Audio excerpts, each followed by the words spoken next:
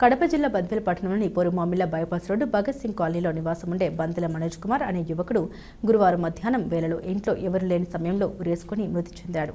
ఎంతసేపటికి తలుపులు తీయకపోవడంతో చుట్టుపక్కల వారు వచ్చి తలుపులు తెరవగా అప్పటికే ఉరివేసుకుని వేలాడుతూ కనిపించాడు. దీంతో మృతుడి తల్లి కుమారికి మరియు కుటుంబ సభ్యులకు స్థానికులు సమాచారం ఇచ్చి వెంటనే బద్వేల్ ప్రభుత్వ ఆసుపత్రికి తరలించారు.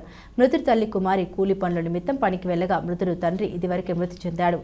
ఏమైందో ఏమో తెలియదు కానీ ఇంట్లో ఎవరూ లేని సమయం చూసి ఉరివేసుకున్న కన్న కొడుకును చూసి తల్లి, కుమారి, మృతుడి సోదరి మరియు కుటుంబ సభ్యులు ప్రభుత్వ ఆసుపత్రికి చేరుకుని విగత్యజీవిగా పడి ఉన్న తన కుమారుని చూసి బోరున విలిపించారు. మృతుడి జీవనోపాధి కోసం ఆటో నడుపుకుంటూ ఉండేవాడు. అసలు మృతికి గల కారణాలు ఏంటో తెలియరావాల్సి ఉంది.